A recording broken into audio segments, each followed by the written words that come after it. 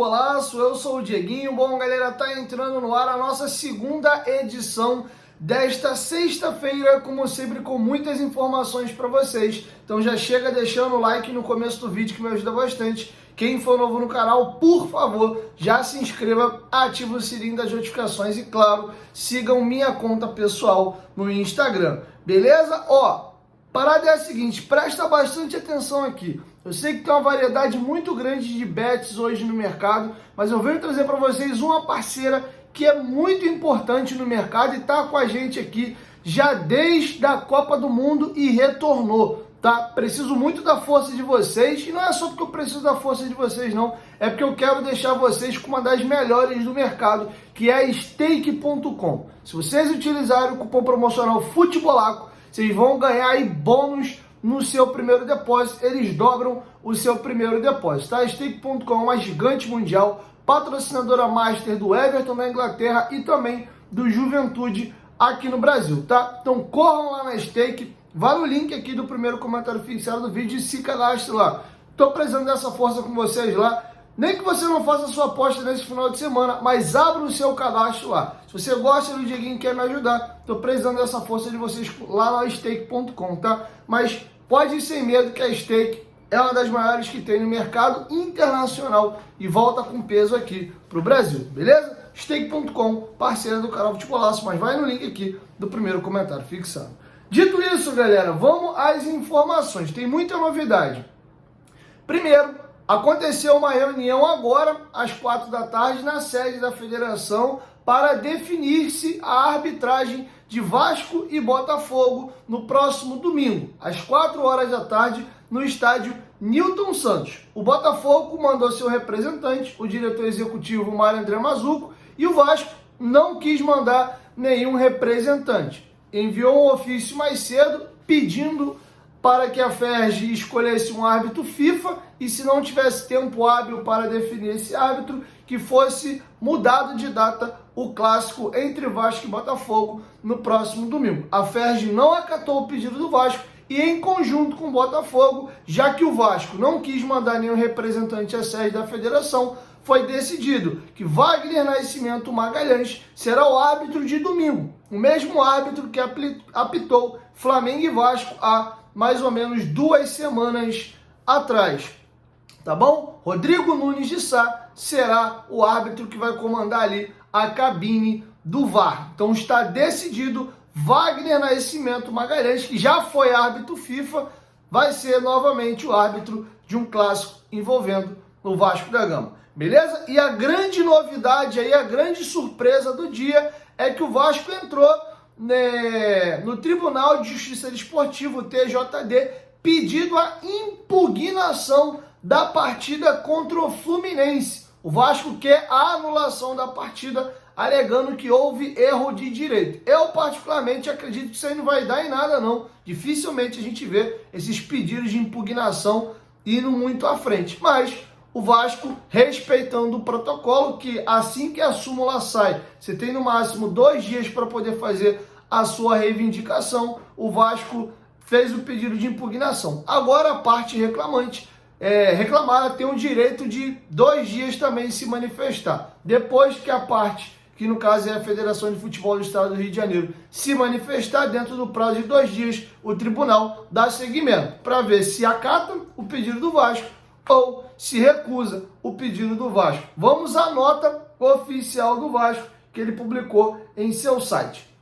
O Vasco da Gama reitera seu compromisso de trabalhar em parceria com clubes e federações na melhoria da qualidade da arbitragem de forma perene e sustentável pelo bem do futebol e campeonato carioca. No sentido de corrigir equívocos de forma transparente e justa, informa que protocolou no Tribunal de Justiça Desportivo um pedido de impugnação da partida contra o Fluminense, a fim prioritariamente de anular os efeitos dos cartões aplicados, em desacordo com as regras que geraram consequências danosas ao clube. Os erros de direito que vêm sendo praticados de forma sistêmica pela arbitragem são graves, dão conta de um desconhecimento dos protocolos e regras do futebol por parte dos árbitros e contaminam a integridade dos resultados e o potencial do campeonato em si. Então o Vasco utiliza cartões aplicados nessa partida para tentar impugnar a partida. O Vasco alega que alguns desses cartões não cumpriram a regra do jogo. Enfim, vamos aguardar cena dos próximos capítulos, tá? E tem uma galera no movimento dizendo o seguinte: abandona o campeonato, sai fora disso, põe o sub-20, e não é bem assim. Se o Vasco tomar essa decisão, ele vai sofrer sanções duras e pesadas. Eu vou até trazer para vocês um levantamento feito pelo companheiro Lucas Pedrosa, quais são as sanções que o Vasco pode sofrer caso ele adote a medida de colocar um time sub-20, por exemplo, nessa reta final, ou até mesmo abandonar o campeonato. Vamos aqui a algumas punições que o Vasco pode receber caso ele tome a decisão de abandonar o campeonato. Primeira punição, rebaixamento no campeonato, mesmo que ele não tenha pontuação para ser rebaixado. Se desistir de jogar os jogos, ele é rebaixado automaticamente. Rebaixamento, inclusive no Campeonato Brasileiro, não participação na Copa do Brasil. Punições financeiras, multa administrativa de 10 milhões, mais multa desportiva de 100 a 100 mil reais. Ou seja, aqui é um resumo que o companheiro Lucas Pedrosa faz. Desistir não está em pauta, mas o Vasco vai brigar de todas as maneiras possíveis para ter uma competição mais justa e dentro dos seus direitos. Então, não existe a possibilidade do Vasco retirar o time de campo e desistir de jogar o campeonato estadual. Beleza? A galera que está perguntando aí, Dieguinho, o Sforza não apareceu no bid ainda, não vai atuar contra o Botafogo, está fora. O que está faltando? Está faltando a documentação chegar da AFA. Chegando a documentação lá da Argentina, o Vasco dá entrada na Federação de Futebol do Estado do Rio de Janeiro para inscrever seu atleta. Tá bom? E o Sforza deve ser anunciado em breve aqui no Vasco como novo jogador após fazer exames médicos. Tá bom? Então é isso que está inviabilizando a inscrição do Sforza no momento. E agora vamos a uma informação importante e eu vou trazer para vocês aqui algumas atualizações, tá? Sobre as saídas. Manu Capasso acertou a ida dele por empréstimo ao Olímpia do Paraguai. Com isso, o Vasco chega a 15 saídas na temporada. Eu vou detalhar uma por uma. E o que chama atenção, Luco Orediano e também o Manu Capasso, que foram os dois últimos jogadores a deixarem o Vasco da Gama, falando daqueles jogadores que jogavam com mais frequência, o Barros foi para o Amazonas, custaram os cofres do Vasco ano passado 4 milhões e meio de dólares. Fazendo uma conta boba aqui, arredondando para 5 vezes 4, 20, e esses 500 mil dólares vezes 5, estão falando aí de 2 milhões e 500 mil reais. Então, mais ou menos aqui, estão falando de uma conta de 22 milhões de reais que foram investidos nesses dois atletas e agora ambos estão sendo emprestados. Um por deficiência técnica, que foi o Manu Capasso, e o outro por questão mesmo aí de que não se adaptou e não quis mais jogar no futebol brasileiro. Vamos aqui destrinchar para vocês cada saída. Marlon Gomes e Gabriel Peck vendidos para o Shakhtar Donetsk e também o Los Angeles Galaxy da Major League Soccer. Jogadores que estavam emprestados e pertenciam a outros clubes e foram devolvidos. Tivemos nessa situação o Robson Bambu, o Sebastião Ferreira e o goleiro Ivan. Jogadores que tinham um contrato com o Vasco, o contrato expirou em dezembro e o Vasco não renovou. Alex Teixeira, Gabriel Dias, o volante Juninho. Tem uma galera que acha que o Juninho está emprestado ao Goiás e não está. O Juninho é jogador em definitivo do Goiás e está muito bem. Já tem 3 gols no Campeonato Goiano. Foi eleito o melhor jogador da partida, inclusive mais de uma vez. É titular absoluto, camisa 8 hoje do Goiás, lá no Goianão. Tá? E também o atacante Vinícius. Ele foi emprestado ao Sheriff da Moldávia. Tinha contrato até junho e uma opção de compra caso o Sheriff quisesse adquirir o jogador. E o jogador entrou em negociação com o Ituano, antecipou a sua saída do Sheriff da Moldávia para acertar com a equipe paulista. O jogador tinha contrato com o Vasco até dezembro de 2024, o contrato foi rescindido aqui no Vasco e ele assinou em definitivo com o Ituano. Então Vinícius não tem mais contrato com o Vasco da Gama, é jogador também em definitivo do Ituano, tá bom?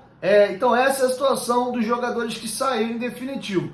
Vamos agora aos emprestados. São 6 atletas. Orediano, emprestado ao Cincinnati até dezembro de 24. Ele tem contrato com o Vasco ainda até dezembro de 2025. Foi colocada uma opção de compra, caso ele bata algumas metas no Cincinnati. Manu Capasso também foi emprestado ao Olímpia, também tem opção de compra. O jogador tem contrato com o Vasco também até dezembro de 2025 e também está emprestado ao Olímpia até dezembro de 2024. Figueiredo foi emprestado para o Curitiba até dezembro de 24, também tem opção de compra. Caso o Curitiba queira exercer a opção de compra, ele tem contrato até dezembro de 2026. Cauã Barros tem contrato com o Vasco até dezembro de 2026 e foi emprestado ao Amazonas até dezembro de 2024. O goleiro Alexander foi emprestado ao Ipiranga do Rio Grande do Sul até dezembro de 2024 e tem contrato com o Vasco também até dezembro de 2025. E o Riquelme, lateral esquerdo, foi emprestado ao Sport até dezembro de 2024 e também tem contrato com o Vasco até dezembro de 2025. O Alexander me chama a atenção. O Vasco renovou o contrato dele há uns anos atrás, ele ainda tem mais 2 anos de contrato com o Vasco, e o Vasco toda hora o empresta. Não sei se é uma estratégia do Vasco de contar mais com ele do que com o Rolls, utiliza o Rolls sempre para ser o terceiro goleiro, e o Alexander, talvez por se acreditar mais, está se emprestando para ele ganhar rodagem e ser preparado para logo,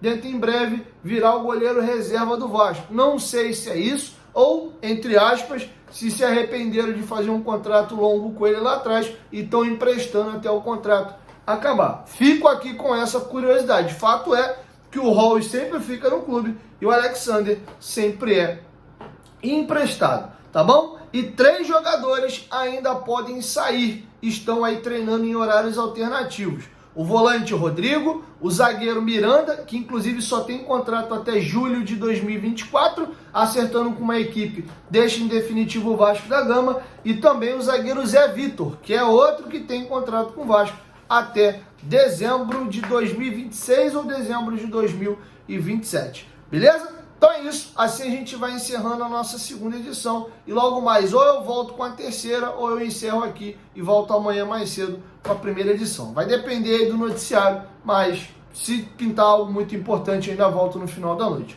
1, 2, 3, futebolaço, tamo junto família, qualquer momento de volta nós estamos juntos, valeu, fui!